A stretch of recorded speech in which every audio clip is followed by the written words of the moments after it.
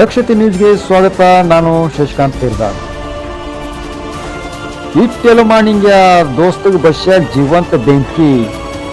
4 ವರ್ಷದ ಗೆಳತನದ ಬಸ್ಯಾಗ ದಾರು ಕುಡಿಸಿ ಪೆಟ್ರೋಲ್ ಹಾಕಿ ಜೀವಂತ ಸುಟ್ಟೆಲು ಮಾಣಿಂಗ್ಯ. ಹೌದು ವೀಕ್ಷಕರೇ, ಬಾಗಲಕೋಟೆ ಜಿಲ್ಲೆ ಜಮಖಂಡಿ ತಾಲೂಕಿನ ಕುಂಬಾರ ಗ್ರಾಮದಲ್ಲಿ ಬೆಚ್ಚಿ ಬೀಳಿಸುವಂತ ಕೊಲೆ ಘಟನೆಯೊಂದು ನಡೆದಿದೆ.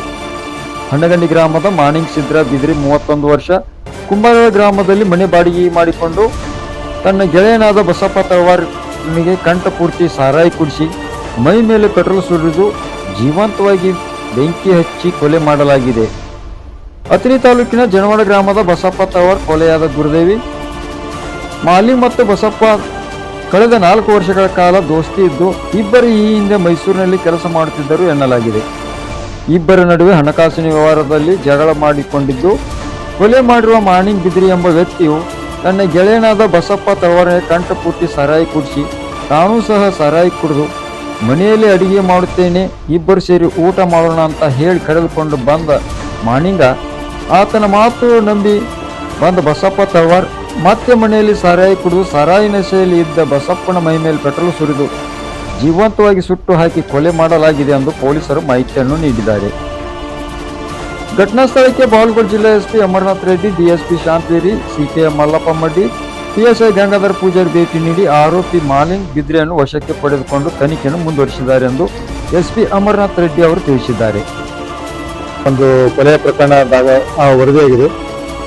ಕೂಡಲೇ ಪೊಲೀಸರಿಗೆ ಮಾಹಿತಿ ಬಂದ ತಕ್ಷಣ ಸ್ಥಳಕ್ಕೆ ಬಂದು ಪರಿಶೀಲನೆ ಮಾಡಿದಾಗ ಈ ಮೃತನಾಗಿರ್ತಕ್ಕಂಥ ವ್ಯಕ್ತಿದು ಹೆಸರು ಎಲ್ಲ ಪರಿಶೀಲನೆ ಮಾಡಿದಾಗ ಅವ್ರದ್ದು ಬಸು ತಳವಾರ್ ಅಂತ ಬರ್ತಾ ಹೊಸ ಜನವಾಡ ಅಥಣಿ ತಾಲೂಕು ಬೆಳಗಾಂ ಜಿಲ್ಲೆಯಲ್ಲಿರ್ತಕ್ಕಂಥದ್ದು.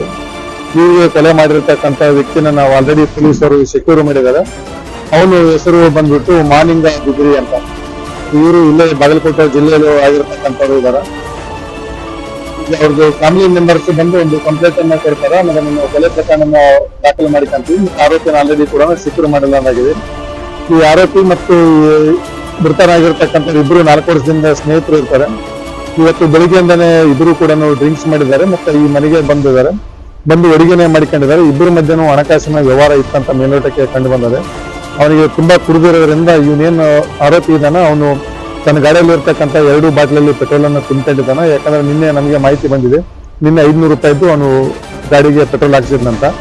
ಸೊ ಅವನು ಪೆಟ್ರೋಲ್ ಅನ್ನ 2 ಬಾಟ್ಲಿಗೆ ಕಂಡ್ಬಿಟ್ಟು ಅವನೇನು ಕುಡಿದು ಮನೆಗೆ ಇರ್ತಾನೆ ಅವನ ಮೇಲೆ ಪೆಟ್ರೋಲ್ ಹಾಕ್ಬಿಟ್ಟು ಇಮಿಡಿಯೇಟ್ ಆಗಿ ಬೆಂಕಿ ಎತ್ತಿರ್ತಕ್ಕಂಥದ್ದು ಇರುತ್ತೆ. ನಮ್ದು ಸುಖ ಟೀಮು FSL ಟೀಮು ಸ್ಥಳ ಪರಿಶೀಲನೆ ಮಾಡಿದೆ. ಇದನ್ನ ಪ್ರಕರಣ ದಾಖಲು ಮಾಡಿಕೊಂಡು ಆಲ್ರೆಡಿ ಆರೋಪನ ಮಾಡಿದ್ವಿ. ಮುಂದೆ ನಾವು ಪೊಲೀಸ್ ಕಸ್ಟಡಿಗೆ ನ್ಯಾಯಾಲಯದಿಂದ ಮತ್ತೆ ನ್ಯಾಯಾಲಯಕ್ಕೆ ಅವನಿಗೆ ಹಾಜರುಪಡಿಸಿ ಮತ್ತೆ ನ್ಯಾಯಾಲಯದಿಂದ ಪೊಲೀಸ್ ಕಸ್ಟಡಿ ಅನುಮತಿ ಪಡೆದುಕೊಂಡು ಮುಂದಿನ ವಿಚಾರಣೆಯನ್ನು ಮಾಡ್ತೀವಿ. Thank you.